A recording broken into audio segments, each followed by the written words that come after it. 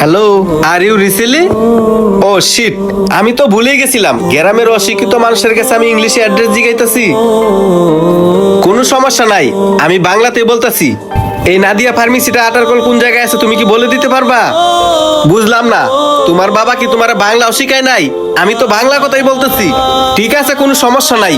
অশিক্ষিত মূর্খদের কাছে আইসা আমার সময়টাই নষ্ট হইতাছে। আমি অ্যাড্রেসটা হয়তো অন্য কারো কাছে জিগাই যাই। Excuse me, sir. I know good Bangla and English. Your address is state in head from. I hope you understand what I mean. You, I think get out an address. Sir, আমি তখনই আপনার প্রশ্নের উত্তরগুলো দিতে পারতাম। তখন আমি প্রশ্নের উত্তরটা কেন দিইনি জানেন? আপনার প্রশ্ন করার ধরনটা উল্টো ছিল।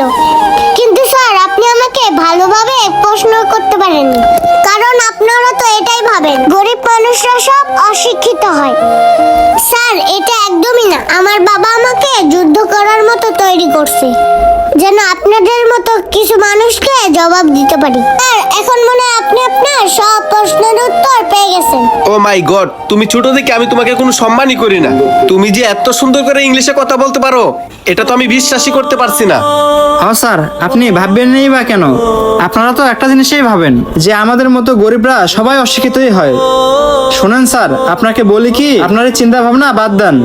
এই যে আমার মেয়েটাকে দেখতেছেন না, ওকে নিয়ে আমার অনেক আশা আছে। আমার এই মেয়েটাকে ইংলিশ মিডিয়ামে লেখাপড়া করে অনেক বড় কিছু বানাবো। আর স্যার, একটা কথা শোনেন, ওর এই পর্যন্ত এমন কোনো ক্লাস নাই সে ক্লাসে ও 1 নাম্বার রোল না করতে পারছে। স্যার, আমরা গরিব বলে যে আমাদের সন্তানেরা লেখাপড়া করতে পারবে না, এটা কিন্তু আপনার একদমই ভুল ধারণা। আর আমরা তো মানুষ চাইলে না কি করতে পারে। শুধু আপনি আর আমি না, সকল মানুষের ইচ্ছা থাকলেই তারা তাদের মেধা দিয়ে অনেক বড় কিছু হতে পারে। হ্যাঁ, আপনি এখন এটা বলতে পারেন যে আমাদের পোশাক আশাক দেখতে তেমন একটা ভালো না, আর আমরা যে ব্যবসা বাণিজ্য করি সেটার সাথে কি আমাদের এটা মানায়? তবে স্যার, একটা কথা মাথায় রাখবেন, কর্ম তো কর্মই, কর্মকে কখনোই ছোট করে দেখবেন না। আপনিও তো একটা কর্ম করেন, হয়তোবা আপনারটা অফিসিয়াল, আর আমি ভ্যান গাড়িতে এভাবে দাঁড়িয়ে কাঁচামাল বিক্রি করি। আসলে ভাই, আমি আপনাদেরকে কি বলবো, আমি বড় লোকদের সাথে চলাফেরা করে আমিও তাদের মতো হয়ে গেছি। সত্যি কথা বলতে কি, আমি ভুলেই গেছিলাম গরিবরাও মানুষ, তাদেরও ইচ্ছা শক্তি আছে। তারা চাইলেও তাদের ছেলে মেয়েদেরকে অনেক শিক্ষিত বানাইতে পারে।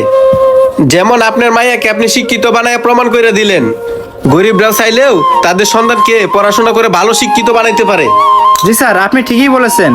কথা আছে না, মানুষ ভালো মানুষের সাথে চললে মানুষ ভালোই হয়, আর মানুষ খারাপ মানুষের সাথে চললে মানুষ খারাপ হয়। তাই আপনি হয়তোবা কিছু অহংকারী মানুষদের সাথে মিশে আপনিও তাদের মতো হয়ে গেছেন। হ্যাঁ ভাই, আপনি ঠিকই বলছেন। আর শুনেন ভাই, এতক্ষণ আপনাকে যে আমি ছোট করে কথা বলছি তার জন্য আমি লজ্জিত। পারলে আমাকে ক্ষমা করে দিবেন। আরে স্যার, এই ছোট করে কথা বলার কথা বলতেছেন?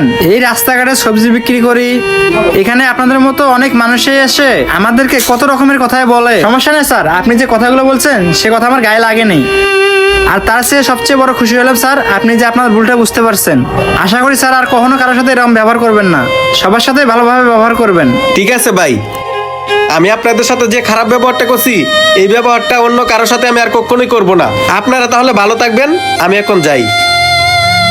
গরিবদেরকে অশিক্ষিত বলে কখনোই অপমান করবেন না, তারাও কিন্তু শিক্ষিত হতে পারে। এই ভিডিওটি তার প্রমাণ। ভিডিওটি আপনাদের কাছে ভালো লাগলে লাইক কমেন্ট শেয়ার করে দিয়ে সবাইকে দেখার সুযোগ করে দিবেন। ধন্যবাদ।